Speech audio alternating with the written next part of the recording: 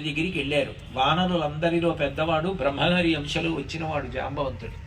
ఆయన దగ్గరికి వెళ్ళి కాగడా పట్టుకుని చూసి విభీషణుడు అడిగాడు, తాత కుశలమా అని అడిగాడు. నేను కనురెప్పలు పైకి ఎత్తలేకపోతున్నాను, సంధిబంధములు కదిలిపోయాయి, నెత్తురు కారిపోయింది, శోషించిపోయి ఉన్నాను, నీ కంఠమును బట్టి గుర్తుపట్టాను, నువ్వు విభీషణుడవా అని అడిగాడు జాంబవంతుడు. అవును తాత అన్నాడు విభీషణుడు.